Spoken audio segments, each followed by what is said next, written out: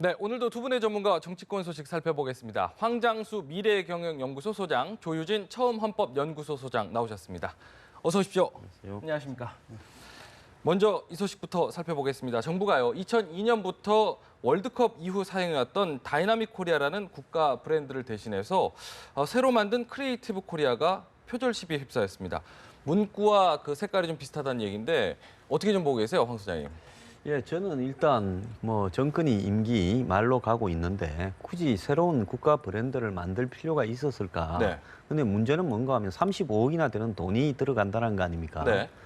근데 이제 저 내용을 보면 굳이 표절이라 할 수는 없다 하더라도 색깔 한쪽은 빨간색, 한쪽은 파란색 예. 태극기를 갖다가 이렇게 따왔다는데요. 그런 색채에 관한 문제라든지 또 크리에이티브라는 단어라든지 이런 부분에서 독창성이 부족하다라는 지적은 나올 수 있을 것 같습니다. 예. 그리고 이제 중요한 것은요, 정권이 지금 현재 가장 중심에 두고 있는 것이 창조 경제인데 브랜드로 예. 그 창조 경제를 결국은 영어로 이렇게 표현하다 보니까 크리에이티브 코리아로 이렇게 국가 브랜드로 간 거 아니냐. 네. 그런데 과연 이제 다음에 정권이 이제 또 이 개성이 되든 정권이 바뀌든 크리에이티브 코리아가 또 살아남을 수 있겠는가 이런 문제가 또 있습니다. 예. 그래서 전번에 그 박원순 서울시장이 아이 서울유를 갖다 만드는데 돈을 그렇죠.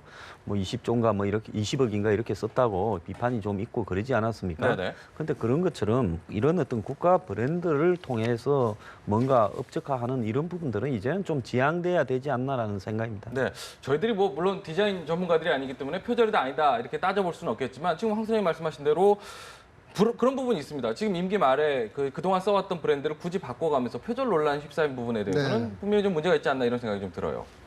저는 오늘 이 기사를 보고 네, 성경 문구가 떠올랐습니다. 성경 문구요. 예, 성경 신약 성서에 보면 예수님께서 회칠한 무덤이라는 표현을 씁니다. 네, 세리들한테 그런 얘기를 하시죠. 이 회칠한 무덤아 이러면서 이 브랜드 디자인 로고가 국가 브랜드 크리에이티브 코리아로 나왔는데 지금 과연 우리나라가 대한민국이 국가 브랜드를 지금 얘기할 수 있는 계제인가?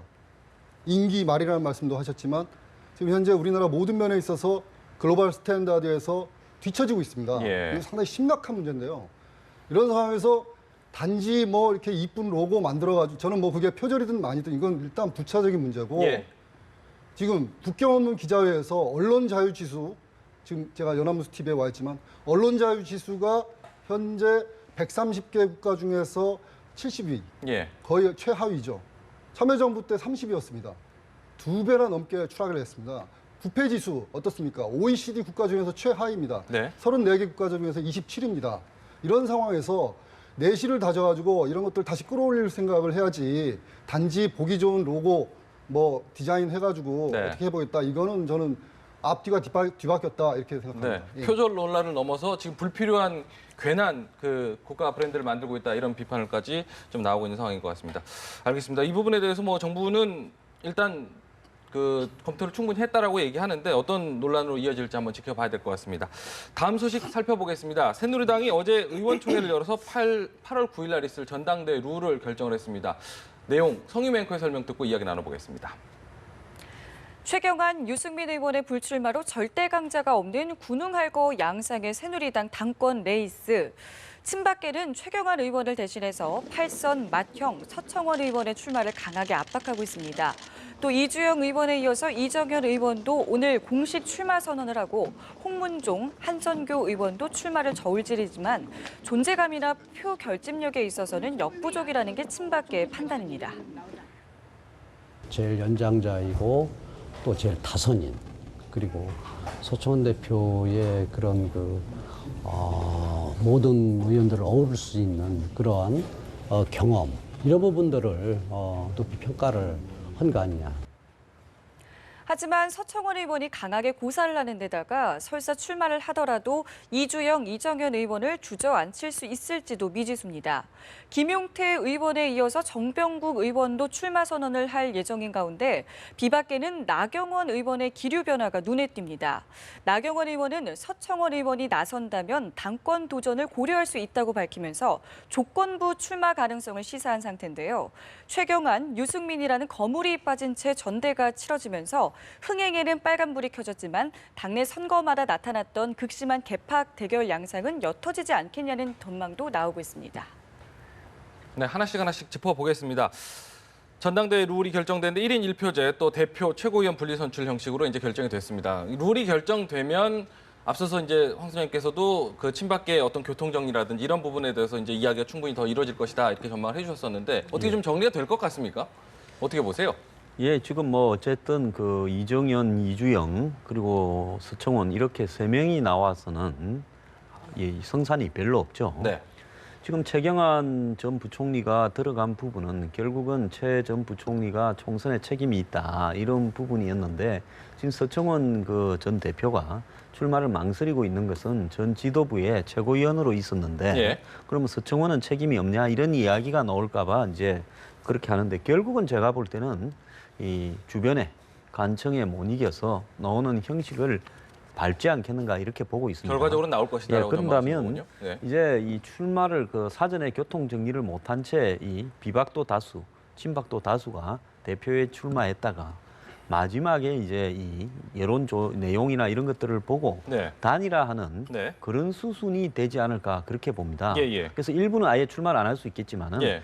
그 일부는 끝까지 출마해서 다투다가 친박, 비박이 각각 마지막에 한 명으로 단일화하지 않겠나 그렇게 전 전망하고 그럼 뭐 있습니다. 최종 그 전당대회까지는 좀 당분간의 어떤 경쟁이 좀 계속 이어질 것이다 이렇게 전망을 좀 하시는 거겠군요. 예, 그렇겠죠. 네네. 일단 등록하기 전에 들어가는 게 제일 좋겠지만은 예. 모두를 정리할 수는 없을 거고요. 예. 일단 등록해서 이 여론조사를 또 해볼 거 아닙니까? 네네네. 이런 부분을 보면서 세부족을 느낀 후보가 들어갈 거다. 예. 이렇게 보고 있습니다. 그렇군요.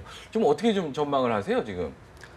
지금 새누리당이 직면한 가장 그 중요하고 시급한 과제는 포스트 박근혜 시대를 준비하는 것입니다. 포스트 박근혜요? 네, 그렇습니다. 그래서 포스트 박근혜 시대 지금 현재 이번 총선을 통해서 드러난 민심은 네. 이 박근혜 정권의 박근혜 정부의 여러 가지 뭐 실정이라든가 네. 이런 거에 대해서 또는 그 새누리당의 그 난맥상 예. 이런 거에 대한 심판이 아니었겠습니까? 예. 그렇기 때문에 그런 총선 민의를 정확하게 직시하시고 그래서 당은 당대로 청와대는 청와대대로 포스트 박근혜 시대를 준비해야 된다. 이 포스트 박근혜 시대 준비하는 데 있어서 박근혜 대통령도 예외는 아닙니다. 저는 박근혜 대통령도 여기에 대해서 진지하게 고민하셔야 된다고 보고요. 네.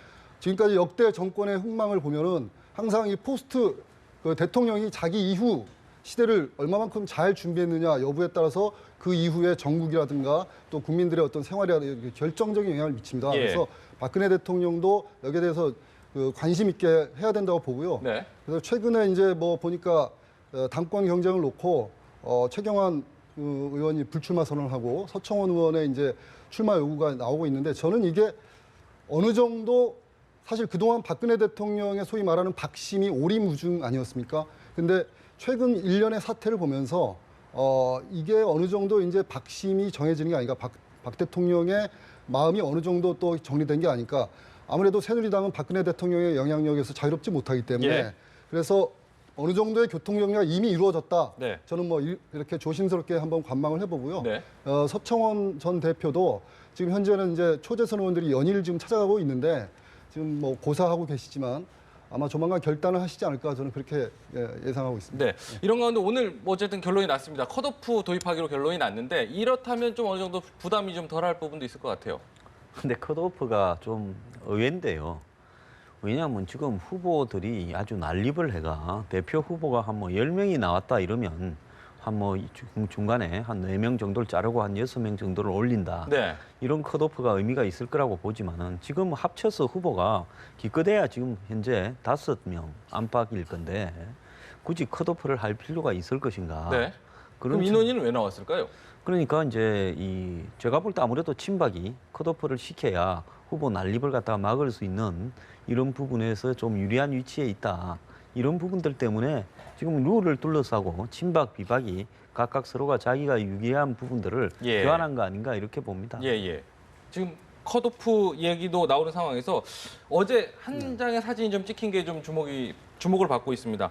오늘 출마 선언을 오전에 했는데 이정현 의원이 휴대폰을 보는 장면이 있었거든요. 네. 여기에 불출마를 좀 공고하는 장면입니다. 지금 사진을 보고 계신데 책임을 느끼고 대표 경선에서 책임을 지고 사퇴하시어 잠시 여론을 피하심이 어떨까 생각을 합니다라는 말로 끝나겠죠. 네. 지금 보니까는 뭐 친박계 인사 쪽이 아닐까 이런 생각들도 지금 하고 있던데 누가 저걸 보내서 어떤 뜻으로 보냈을까요? 글쎄 저런 그 문자를 누가 보냈는지 모르겠지만 네. 아마도 뭐 국민의 마음이 아니겠습니까? 그 최근에 이정현 그 의원이 그 청와대 재직 시에 KBS 이시곤 전 보도국장한테 그 녹취록, 네. 김시곤 보도국장 녹취록 사건이 이제 파문을 일으켰는데 보도 통제다, 보도 지침이다 이러면서 언론 자유에 대한 통제다. 아까 모두에도 제가 언론 자유 말씀드렸지만 그래서 거기에 대해서 야당으로부터 이제 공격을 받고 있고 이것은 앞으로 박근혜 정부가 후반기 국정 운영을 해나가는 데 있어서도 크게 부담으로 작용할 겁니다. 이정현 의원도 그걸 잘 아실 거고요. 또 누구보다도 박근혜 대통령에 대한 충성심이 남다르지 않습니까? 그렇기 때문에 그런 점을 여러 가지 감안했을 때 본인도 이제는 여기에 대해서는 결단을 내려야 될 시간이 다가오고 있다. 네. 이렇게 생각을 하고 있습니다. 저건 어제 확인된 문자고요. 오늘 출마 선언을 했고요. 예. 저는 이렇게 또 좀 봅니다. 이정현 의원이 홍보 수석으로 있을 때 자신이 언론사에 전화를 건 분 중에서 좀 부적절한 어떤 표현이 있었다면 예. 그건 그대로 책임을 지는 것이고 당의 이제 경선은 자기가 또 나서서 지금 비판을 받고 있는 것까지도 같이 평가를 받을 수도 있겠죠. 예. 문제는 뭔가 하면 새누리당 내부에요. 언제까지나 예를 들어서 진위대나 이런 사람들이 몰려다니면서 누구는 출마하라 그러고 누구는 출마하지 마라 그러고 하는 행태들을 하는 것인가. 네. 이 매우 잘못됐다고 봅니다. 민주주의 어떤 정당에서 그것도 당의 중진이 당의 어떤 경선에 자기가 나가는 부분은 자기가 나가서 그런 비판까지 다 각오하고 나가는 거 아니겠습니까? 예, 예. 그건 전적으로 맡겨야 되는데 그 당 내부에서 조절을 하겠다고 초선 재선이 다선들을 향해서 뭐 그 여기에 서열을 이야기하는 건 아닙니다만은 누구는 출마해라 누구는 하지 마라고 문자를 보내고 이 얼마나 예를 들어서 예의도 없는 사람입니까? 네. 문자로 이런 걸 보낸다. 네. 아마 이정현 의원 입장에서는 이런 부분들이 굉장히 불쾌하니까 언론의 카메라에 노출되게 일부러 그러지 않았나 싶습니다. 예, 예. 일부러 저걸 좀 노출한 의중도 있지 않을까 이렇게 좀 해석을 하시는데 이런 가운데 오늘 뭐 앞서서 성현 앵커도 설명을 해줬지만 나경원 의원의 출마 여부도 지금 이야기가 나오고 있습니다. 뭐 서청원 의원이 나오게 된다면 뭐 고려할 수 있다 이렇게 이야기를 하고 있는데 어떻게 좀 변수가 될까요? 어떻게 보세요? 네, 그 당선 가능성은 논외로 하더라도 일단은 본인이 결심을 한다면 그것은 지금 현재 새누리당 그 전대 경선 구도에서 상당한 변수로 작용할 가능성은 있다. 예. 특히 지금 전대가 친박 대 비박의 대립구도로 간다고 했을 때 예. 결과적으로는 어쨌든 1대1 구도로 이제 만들어서 양쪽이 다 이제 한번 진검승부를 하려고 하지 않겠습니까? 네. 그랬을 때 현재 비박계에서 나온 그 김용태, 정병국 의원들도 물론 훌륭한 분들이지만 보다도 대중성이라는 측면에서 봤을 때는 나경원 의원이 훨씬 더 결집력이 있을 수 있다라는 생각을 해보고요. 예. 김용태 의원 같은 경우에는 이제 출마 선언을 이미 하시지 않았습니까? 근데 아직 나이가 48세입니다. 아주 젊고 연부 역강하기 때문에 얼마든지 또 기회가 있을 수 있고 그런 차원에서 이번에 출마 선언을 통해서 본인의 존재감을 확실하게 부각시키고 그것을 자산으로 삼아서 비박계의 당권을 획득하는 거에 기여한다면 본인으로서는 그 자체도 예. 정치적 성과로서 남기 때문에 예. 거부할 명분이 없다. 정병국 의원은 뭐 아직까지 제가 오늘 출마 선언을 하지 않았는데 예. 앞으로 뭐 이런 것들을 같이 감안해서 아마도 저분들끼리 대화가 있을 겁니다. 네네네. 정치인들이 보통 이런 경우에 서로 이야기를 합니다. 네. 그렇기 때문에 얘기를 나눠서 결정을 하지 않을까 이렇게 저는 예측을 합니다. 네. 어떻게 보세요? 나경원 의원의 출마. 그래도 여당 아닙니까? 여당의 당 대표를 출마하는 사람이면 누가 넣으면 내가 나가겠다가 아니라 처음부터 나는 이렇게 나가서 우리 당에 이런 점들이 잘못되었고 청와대와 이런 점들이 문제가 있으니까 예. 이런 걸 고치겠다라고 해서 적어도 오랫동안 준비하고 또 마음을 다지고 또 자신의 또 공약이나 이런 것들을 가지고 나올 수 있는 자기만의 색깔이 있어야죠. 네. 서청원 안 넣으면 나는 안 나가겠다. 서청원 넣으면 나가겠다. 이것이 도대체 공당의 대표를 하겠다라는 사람의 자세인가라는 부분에서는요. 예. 그럼 저 당이 도대체 어떤 당입니까? 서로 지금 무슨 프로야구에 보면 저쪽에서 타자가 예를 들어서 뭐 왼손잡이가 나오면 우리는 또 왼손잡이 투수를 투입한다. 이런 꼼수 쓰는 부분은 아니지 않습니까? 예. 이게 정당을 해서 보일 일인지 저는 좀 창피하다고 생각합니다. 네. 뭐 그런 문제도 있겠지만은 그럼에도 나오게 된다면은 변수로 작용할지 여부에 대해서는 어떻게 보세요? 나오게 된다면 아무래도 대중성이 있으니까요. 예. 지금 뭐 정병국 의원이 가장 앞서가는 걸로 보이지만은 또 한 방이 좀 있기는 부족한 부분도 있고 예. 김용태 의원이 또 지금 경력이 좀 일천한 부분도 있고 이러다 보니까 나경원 의원이 나오게 되면 예. 아무래도 가장 유리한 입장에 설 수 있다고 봅니다. 예. 그렇다면 지금 그 서청원 씨 제가 나오는 부분을 이야기하는 게 아니라요. 네네네. 서청원 전 대표의 출마 여부를 고려하지 말고 자기가 나가겠다고 하면 되죠. 예. 그런데 비박이나 이런 부분에서 처음에는 자기가 또 꽁무니를 좀 빼다가 상황이 조금 달라지니까 최경환이 나오고 최경환으로 전체가 단일화될 것 같으니까 그때 이제 정병국이 나가겠다, 김용태가 나가겠다 한 거 아닙니까? 그런데 최경환이 안 나온다고 이제 서청원이 나온다고 거기에 이정현하고 또 이주영도 계속 친박들이 나가겠다 이러니까 이렇게 잘하면 내가 되겠다고 이러니까 이제 서청원을 걸어서 예. 서청원 넣으면 나가겠다. 물론 나경원 의원은 제 개인 생각으로는 서청원이 출마할 거라는 것을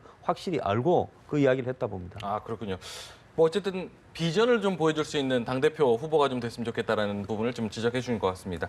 한 가지 뭐 더 이야기를 나눠보면요. 어제 이제 의원총회에서 복당한 의원들 7명이 이제 다 인사를 좀 하면서 한마디씩 했다고 합니다. 근데 이제 특히 이제 복당 의원 중에 유승민 의원에게 더 저희가 이제 관심을 많이 갖고 있지 않습니까?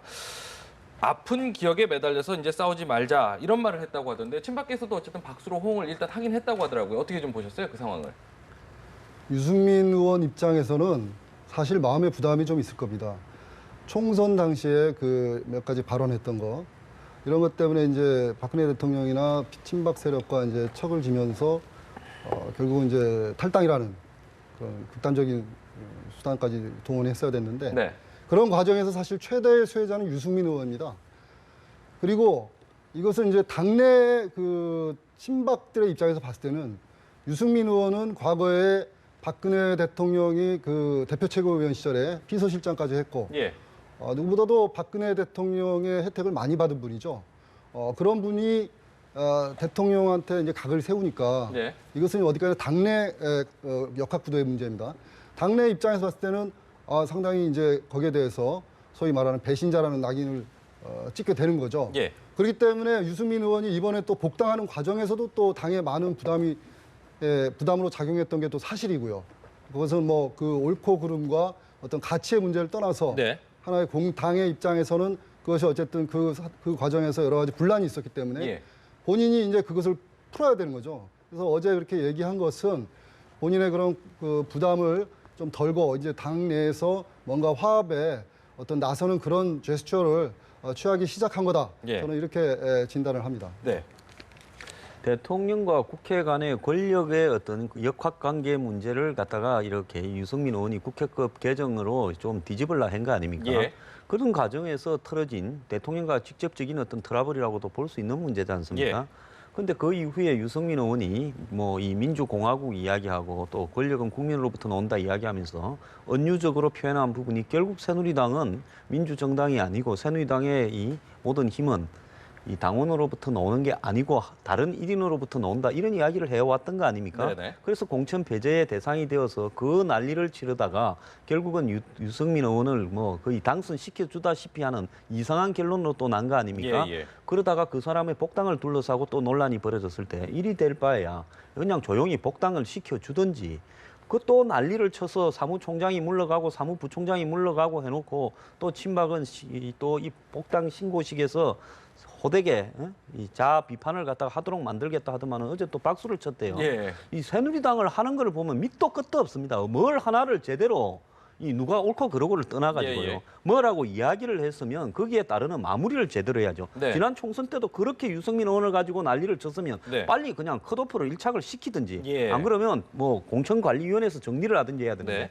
나중에 결론을 보면 죽이자고 달라들었는데 막판에는 그냥 선거 안 하다시피 해서 당선시켜준 거 아닙니까? 예. 그러다가 이번에 또 이런 짓을 하지 않습니까? 네네. 이게 도대체 정당이 당원들을 얼마나 우습게 보면 이렇게 행동들을 갖다가 바로 바꾸는 행동을 할 수 있는지 예. 저는 이해가 가지 않습니다. 그러니까 애초부터 이제 불필요한 논란들을 괜히 만들고 또 그 부분을 수습도 못하고 어중간하게 끝내버리는 이런 모습들이 좀 문제로 지적된다 이런 부분 아니겠습니까? 아니 여기 이 당을 쳐다보고 가는 당원들 입장에서는 네, 네, 유승민은 죽일 사람이다라고 대부분의 당원들이 흥분을 했죠. 예. 그런데 이렇게 계속 박수를 쳐준다, 사실상 죽이자고 했다가 선거를 당선시켜준다 이런 모습을 보면서 저 당은 뭐 때문에 이런 문제를 제기하는가에 대해서 예. 의문을 가지지 않겠습니까? 저희가 안 그래도 이제 내일 청와대에서 이제 새누리당 의원들과 오찬이 있기 때문에 유승민 의원이 이제 박근혜 대통령과 어떤 모습의 카메라에 잡힐까 좀 주목하고 있지 않았습니까? 오늘 뭐 조간신문 보니까 유승민 의원이 인터뷰를 했는데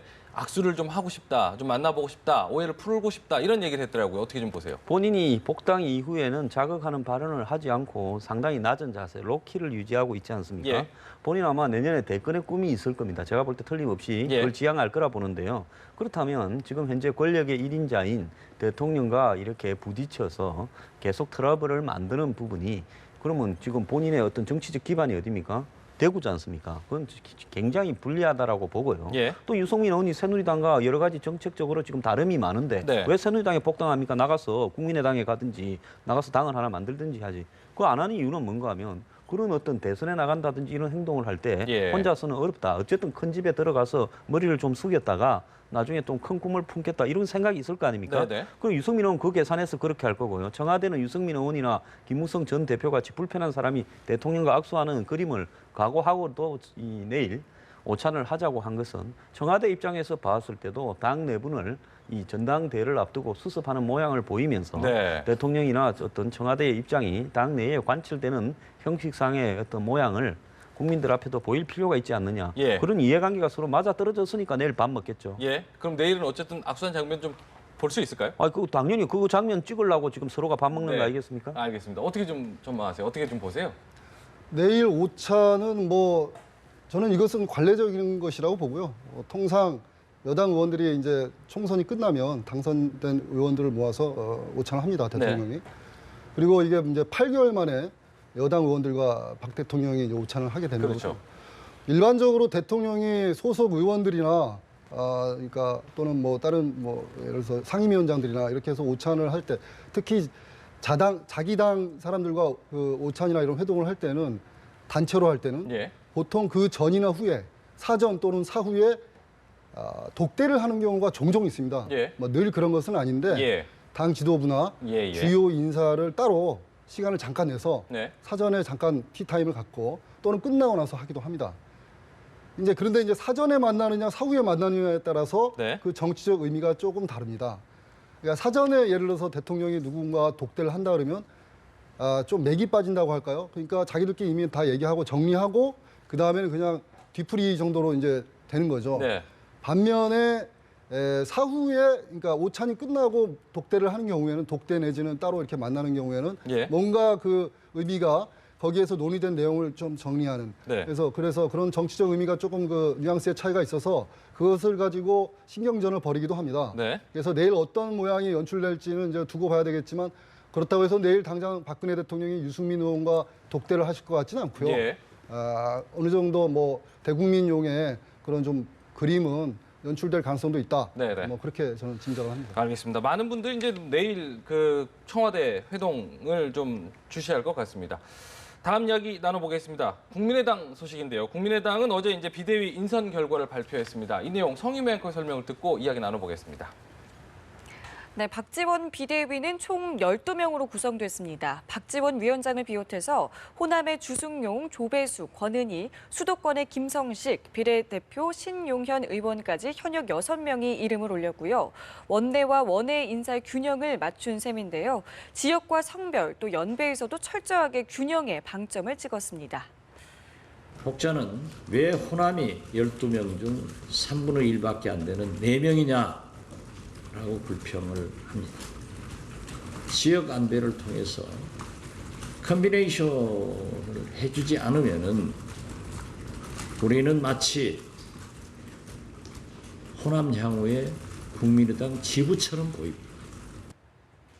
호남권 비중을 적정선으로 유지하면서도 원외까지 아울러 안철수 진영 인사들을 전진 배치한 모양새인데요. 안철수 전 대표가 실질적인 오너로서 영향력을 행사할 수 있도록 안철수 당의 면모를 유지한 겁니다. 또 차기 대권과 당권으로 안철수 전 대표와 박지원 위원장 간의 전략적인 제휴가 깔렸다는 해석도 나오고 있습니다. 전면 배치까지 요구했던 호남권으로서는 불만이 나올 수 있는 대목인데요. 박지원 독주를 견제하려는 호남권 일각의 기류와 맞물려서 비대위원장 원내대표 분리론이나 조기 전대론 같은 불씨가 언제든지 불거질 수 있다는 해석이 나오는 이유이기도 합니다. 네, 자세히 이야기를 좀 나눠보겠습니다.